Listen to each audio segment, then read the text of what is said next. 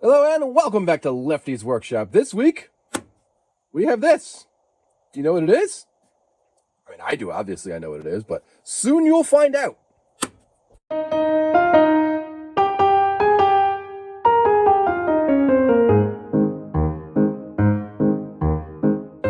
So what is this? It looks sort of like the top of one of those stamps you see at like the town hall, but that's not what it is.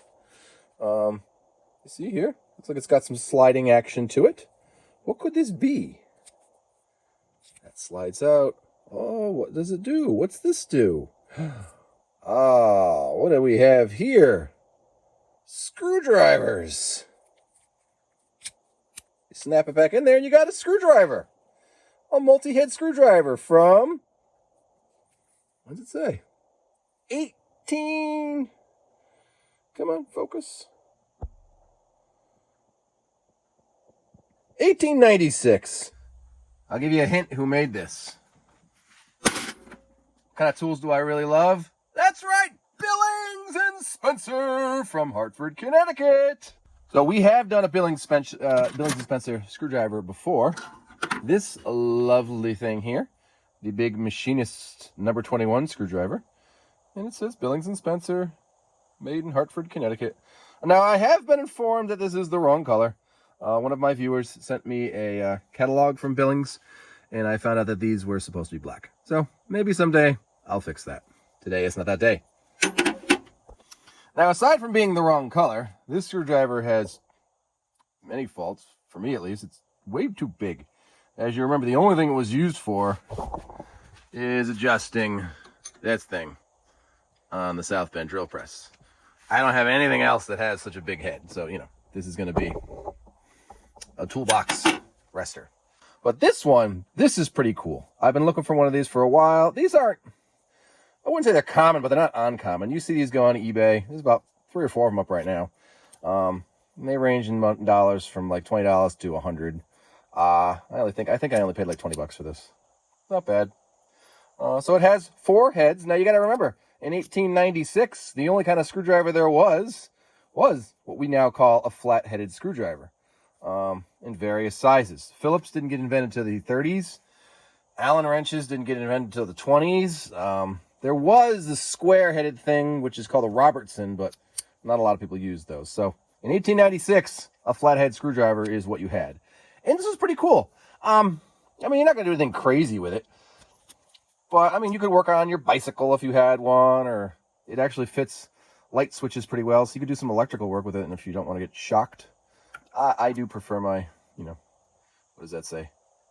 1,000-volt protection of my Vera screwdrivers. But you could use that for this. Today, though, we are going to clean up this beautiful tool and restore it. So this thing here, though, I mean, it's not just a screwdriver. Like, multi-headed screwdrivers are pretty common nowadays. We have this thing here that my mother gave me as a stocking stuffer in the 90s called Mr. 7 Hands. And it has 7 screwdriver heads. But, it takes up a lot of space. And as you can see, it's not the strongest thing in the world because it did break. And then we have this more newer Klein Tools multi-headed thing, which has 11 bits. It switches this way, this way, this way, and then that flips and that flips again. So this is I actually use this quite a lot. This is pretty cool. High quality tool, made in the United States. I like this. But the idea of a multi-headed screwdriver in the 1890s was pretty nifty, pretty new idea. As far as I can see, I can't really find a lot of other things like this. They did make other versions of this. Some were longer, some were bigger, some didn't have the wood, some had a big, almost like a brass knuckle on the end of it. Some even had a knife in here, which is pretty neat. But these are the only style I've ever seen for sale. Now, I can't find any advertising for these. I have looked online, and the oldest Billings catalog I can find is from the 20s, and this isn't in it. They have the big one that I showed you earlier in it. All right, so let's take this apart. I'm going to take the small thing here. Now, the idea is we are going to probably re-nickel this. It's certainly not chromed. This thing here. Oh my God, it's turning. Well then, that's a surprise. It turned pretty easily. That nice little thing there comes out, and then the wood comes comes out. It's actually really nicely made. Now this is a spring mechanism. I don't exactly know how to get it out, but we'll get to that in a second. This next screw here, which holds all the blades in, let's see if we can do that. Well, that might be peened. It's going to take a little bit of work. So, small problem with this one. As you see, I don't even know what you call this, smallest screwdriver is too small. My next size up is too big. I don't really give a crap about a Kubota screwdriver, so we're going to make the Kubota one smaller. I'm sorry, Cobalt has had a haircut. Now let's see if Cobalt fits in here.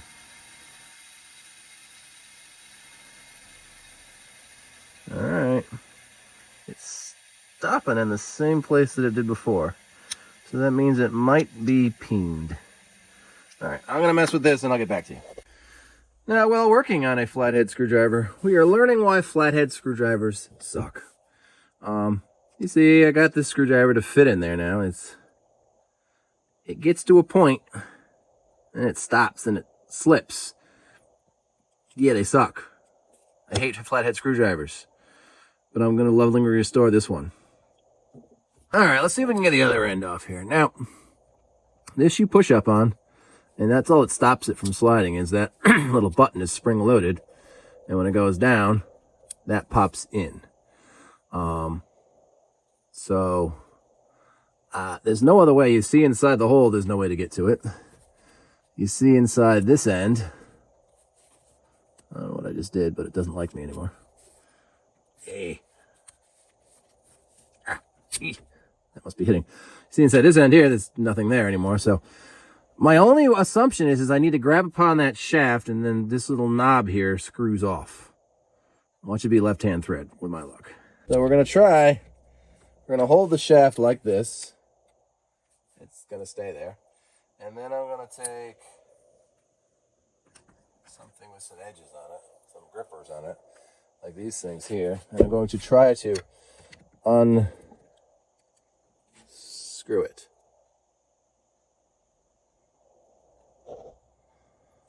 And I don't think that's working. It's gonna be fun, huh? So I'm reluctant to destroy this to get it apart. So what I think I'm gonna have to remake this whole pin. So I'm gonna take my Dremel and cut a little in there and hopefully get it apart that way.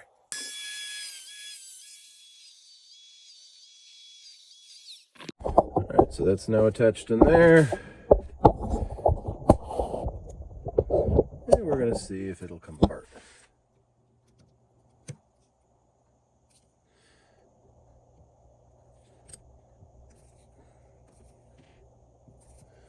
Oh, it's coming apart.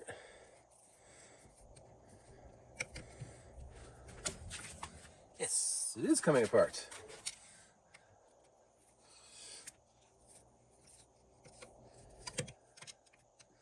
Whatever it is, it's a very fine thread. There's a spring in there. I don't want it to fling apart. Look at that. 100-and-something-year-old spring. It came apart. And then this part just comes out now. That'll be easier to nickel plate. All right, so finally, after a lot of fettling, this screw has moved a lot. It's bent, which is part of the problem. So we'll probably have to remake this. But it's coming out. It's just fiddly. This might be the smallest tool I've ever used on the channel, but it's definitely the fiddliest. Well, you may like this. I'm using a Billings hammer to hammer out the little nut.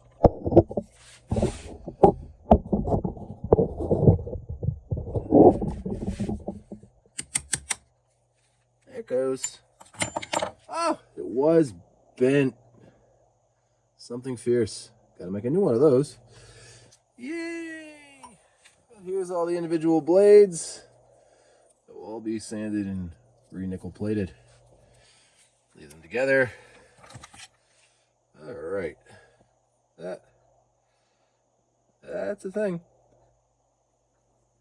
Yep, this is gonna be great. Hopefully the old saying that if it comes apart hard, it goes together easy. Or no, if it goes together, it comes apart easy, it goes together hard. The vice versa will work for this. Hopefully. So here it is all apart. I'm gonna re-nickel all the blades, the shaft, and this thing here. I'm gonna have to make a new one of those and a new one of those, which should be a delight. This I'm gonna clean up, maybe restain it. Sometimes if a tool just works, just keep it together. Yeah, don't take it apart. Now, what do you think the chances are that I have a tap and a die that will fit this lovely thing? You'll see here in my cheap Chinese tap and die set, a 440 is here, and I have that, and it's too small. And a 632 is here, and I have that, and it's too big. Is there a 5 something? So I dug through my box of taps and dies here, and I found something that I think says 544, and it fits-ish. It fits. I don't want to force it, but I think that's what we're going to call it. Only problem is I don't have a 544 die, so I got to buy that.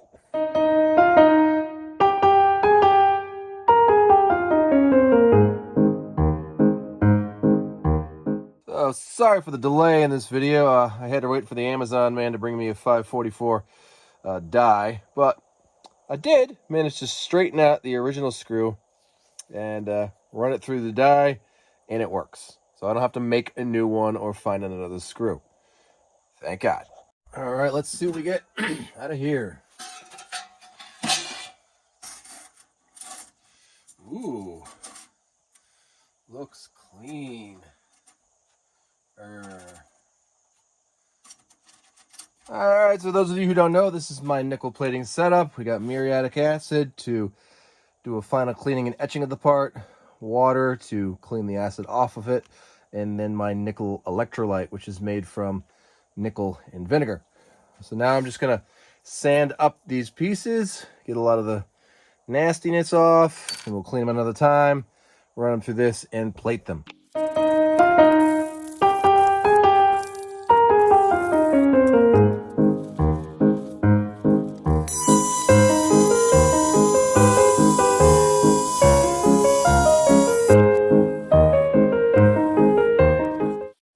Next part, we take the nice cleaned up and polished barrel of this thing, take some copper wire, and we just run it through the hole there, and then twist it up nice. All right, first steps first. Gloves and safety glasses, because you don't want to mess with acid without doing that. Next, we take the lid cover off. We hang it over that, we put it in the acid, and we leave it in there for about a minute. And then after a minute, we take it out of the acid and put it in the water to get the nastiness off of it, and of course put the lid back on the acid.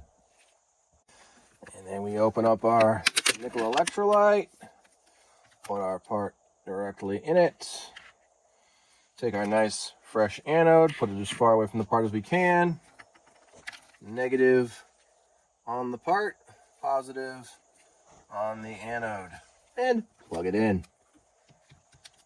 And if I did everything correctly, the part should be bubbling, which it is. All right, and after an hour, take it out of the thing, clean it a little bit in here, and it's plated. And we just gotta polish it.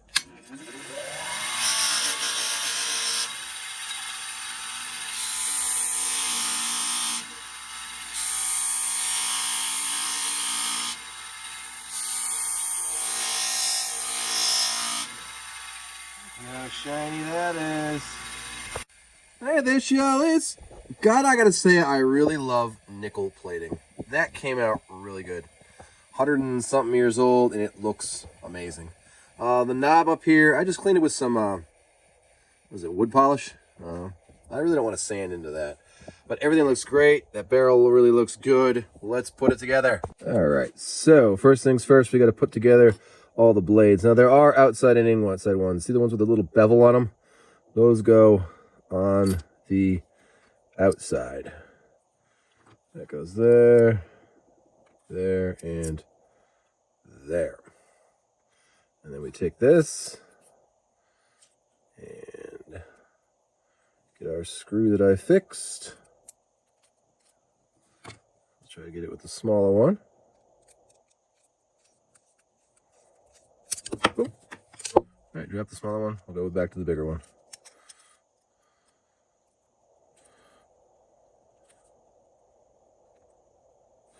All right.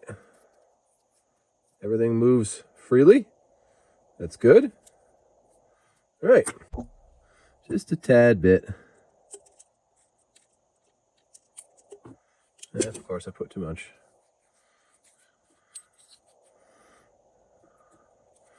Roll that spring around in the oil. Just a tad. All right, take the original knob. Stick it in there. Come on. There we go. Screw her on. Come on. I cleaned you out. Go on. There it goes. And put that there. All right. Now we pull this up. Take it out. Pick a side. There it goes. It works. All right, and finally, we put this in.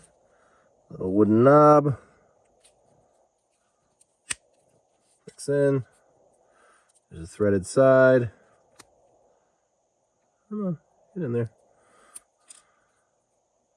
What's stopping you? Turn it a little bit.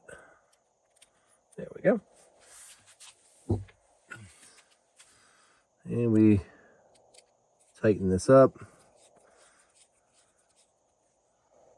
And that's done, finished. Look at how beautiful it is. Slide it out. Pick a screwdriver. Look at that. You can still read the name. Billings and Spencer. The patent date. Made in Hartford, Connecticut. That came out great. I'm really happy with that. I'm really proud of it. Now, of course, where's it going to go? In the Billings and Spencer collection. Right there with the other big screwdriver. Of course, you may be wondering, what can you do with a 130-year-old screwdriver? Well, you could take off this switch plate screw. Look at that! This turned out really good. Thanks for watching. I really appreciate it. Please remember to like, subscribe, and share. We'll see you next week with more lathe content.